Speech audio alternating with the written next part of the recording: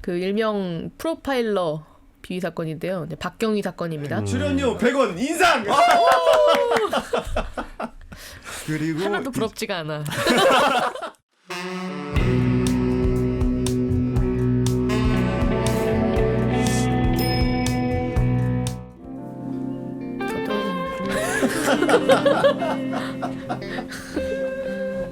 치중진담이야. 치중진담. 진짜 이거 진짜 취한 것 같아요.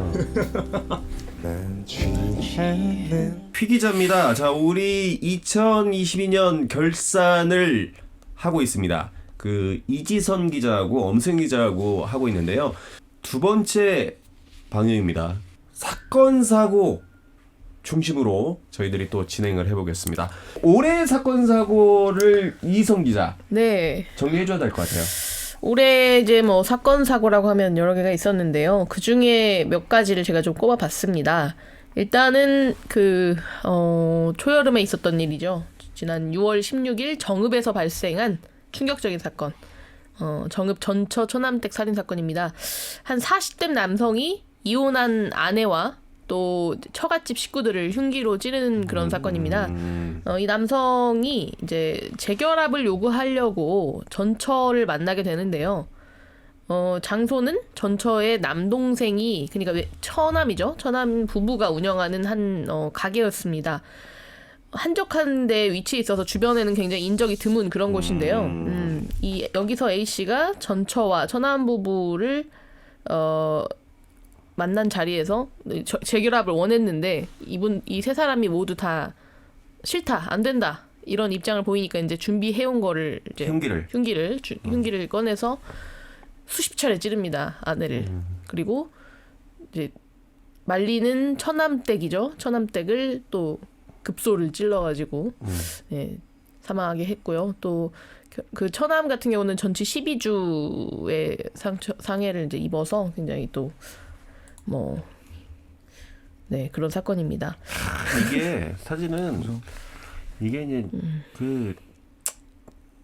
더 말하지 않을게요. 왜 그러냐면 이게 또 인간관계가 그러니까 무서운 거예요. 인간관계. 맞아요. A 씨 이 남자가 이제 결국 법정에서 미안하다, 잘못했다, 뭐 하면서 뭐 반성문도 쓰고 뭐 이제 했거든요. 선처를 호소를 했는데 결국 이제 법원이 A 씨한테 유기징역 상한형이 징역 45년인데 45년을 결국은 선고를 했습니다. 예. 아니 그러니까 뭐 교도소에서 반성해야죠. 뭐 그분님 뭐 죄질이 그렇죠. 나쁘고 뭐 좀 형량을 좀 감경하려고 이제 뭐 반성문을 썼는데 반성문이 진실성이 없었죠. 그러니까 이제 45년이라는 형에 처했고 그 다음에 또 말하자면 좀 안타까운 사건이 있었어요. 연락이 닿지 않는다는 손자의 신고로 출동한 119 구급대원들이 시골집에 모여있던 사람들이 심정지 상태에 있는 것을 발견했습니다. 사고가 난 곳은 무주군의 한 주택인데요. 오늘 오후 5시쯤 이곳에서 일가족 6명이 숨지거나 의식을 잃은 채 발견됐습니다. 예, 맞습니다. 이제 날씨가 좀 쌀쌀해지던 10월 초인데요. 예, 무주에서 발생한 사고입니다. 맞아요. 예, 굉장히 충격적이었는데, 이제 자식들을 다 키워놓고 홀로 무주의 한 단독 주택에서 살던 80대 할머니가 있었어요. 맞아요. 그분이 이제 생일을 맞아서 그걸 앞두고 딸들 가족들이 이제 사위랑 해가지고 다 모였는데, 오랜만에 이제 가족들이 오니까 그동안 안 썼던 기름 보일러를 가동을 한 거예요. 근데 이제 거기에 연통이 이제 막혀 있었던 건데, 이제 그게 화근이 돼서 그 연통에서 나온 이제 일산화탄소가 집 안으로 들어와서 결국 이제 할머니를 비롯해서 딸, 사위, 손녀까지 뭐 한 5분 정도가 한 번에 돌아가셨던 그런 사고입니다. 진짜 안타깝죠. 그러니까 오랜만에 효도한다라고 와가지고 있는데 저는 개인적으로 효도를 잘 못하는 사람 입장에서 보면 저렇게까지 진짜 잘하셨는데 또 이 안타까운 이런 게 있어가지고 수사를 하는 경찰의 비위도 적지 않았죠? 좀 전국적인 이슈를 끌었던 사건이 하나 있었죠. 전북경찰청 과학수사계 소속 프로파일러인 A경이 최면 심리를 다루는 모 민간학술단체에 2013년 이사로 들어갔습니다. 단체에서 교육을 담당하며 임상 체면 등과 관련한 유로 자격증 교육 프로그램을 운영해왔습니다. 공직에 있으면서 10년 가까이 겸직 사실을 알리지 않았고 내부에선 까마득히 모르고 있었습니다. 그 일명 프로파일러 비위 사건인데요. 이제 박경희 사건입니다. 이분은 이제 법 최면 전문가로 굉장히 잘 알려져 있는 거의 뭐 연예인급으로 알려져 있는 분이고요. 근데 이 프로파일러가 굉장히 좀 더러운 추문들에 휘말린 일이 발생을 했어요.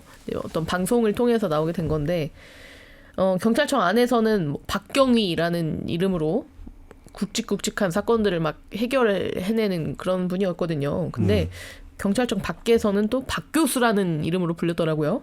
그 박 교수님이 여성 제자들을 이제 가스라이팅을 했다, 뭐 이런 거예요. 그렇죠, 가스라이팅. 예, 네네네. 그래서 이제 논문 대필 뭐 이런 건 기본이고 청소 같은 뭐 이런 갑질, 뭐 우리 시골집을 치워라 뭐 이런 갑질 같은 것도 있었고요. 안마를 해라, 오빠라고 불러라. 뭐 손잡기, 뭐 끌어안기, 이제 나중에 보면 뭐 아무튼 성적인 네네. 그런 것들까지 일삼았다 뭐 이런 주장들이 나왔고요. 지금은 또 네. 재판 직전이죠. 예, 지금 검찰 단계 이제 송치가 돼서 맞고소 지금 맞고발. 예, 맞습니다.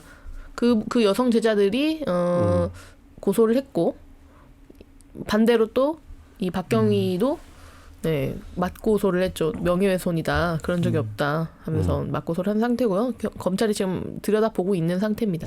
엄 기자, 네. 최근 이렇게 3년 만에 이제 비대면에서 대면 축제로 이어졌는데 지역이 좀 활성화는 되고 있습니까? 아, 네, 엄청나게 활성화됐고 저도 실제로 몇몇 축제를 직접 가봤습니다. 가서 구경했는데 사람에 치여서 못 돌아다닐 정도 했었고요.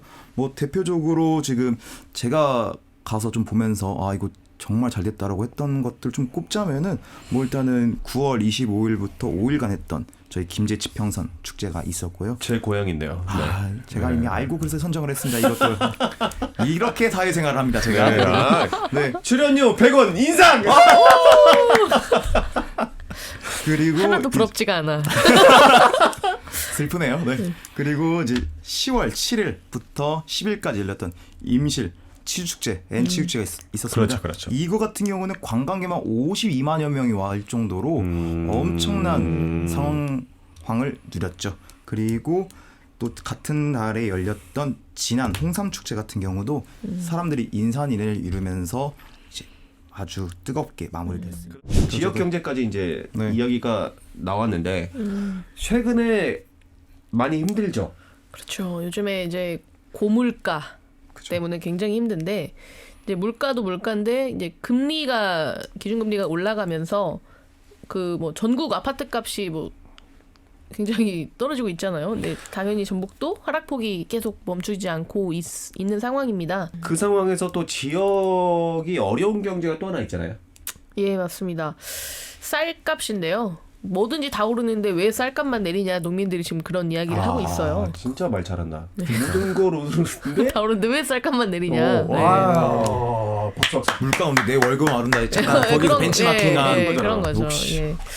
이제 시대적 분위기에 따라서 쌀 소비량이 굉장히 많이 줄고 있지 않습니까? 뭐 아침밥도 그렇죠, 다들 네. 안 드시고 그러는 상황이니까.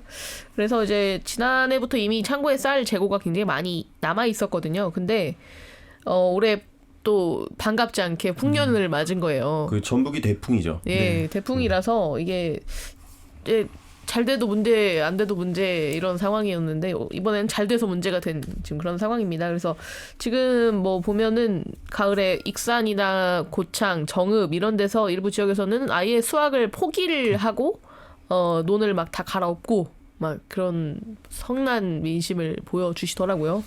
프로축구 전북 현대가 정규리그 2위도 하고 FA컵 우승을 했지만 그 서포터즈들의 반발이 있습니다. 그렇죠. 엄 기자도 서포터즈예요? 네, 그렇습니다. 입장을 말씀해 주세요. 왜 반발하십니까? 네, 일단 기본적으로 경기력에 있습니다. 저희가 정규리그 2위로 하고 FA컵도 우승했지만 경기 결과만 놓고 보는 게 아니라 경기 운영 방식에 있어서 구단주와 허병길 구단주와 그리고 김상식 전북현대 감독에 대해서 끊임없이 소통을 요구를 했습니다. 하지만 그 두 분 같은 경우는 소통을 사실상 거부를 하면서 응원하는 팬들 입장에서 뿔이 났죠. 그러니까 사실상 윤석열 정부네요.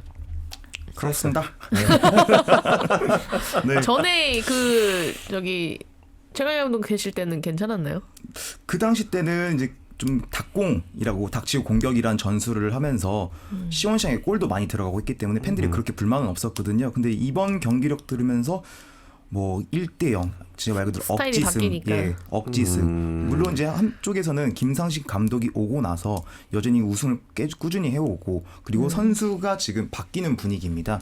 최강희 체제에서 김상식으로 바뀌는 전환기를 맞아서 좀 뭐 백승호 같은 지금 월드컵 국가대표팀 백승호 같은 또 김문환 이런 선수들을 교체하지 않았냐 그런 긍정적인 부분도 평가를 해야 된다.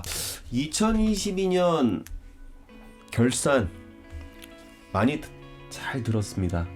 차분히 또 준비해 주셔가지고 또 이제 저희 구독자 증가의 미랄이 되실 테니까 아무튼 오늘 폭증하길 고맙습니다. 바랍니다. PPL 항상 환영하게 받고 네네네. 있습니다. 네. 엄 기자 성대모사 부탁드립니다. 네, 국민 여러분 한 해 고생 많으셨고 내년에도 잘 부탁드리겠습니다. 자 다음 힘듭니다. 살려주십시오. 다음 제 심정 찢어질 것 같습니다. 감사합니다. 네 아무튼 고생하셨습니다.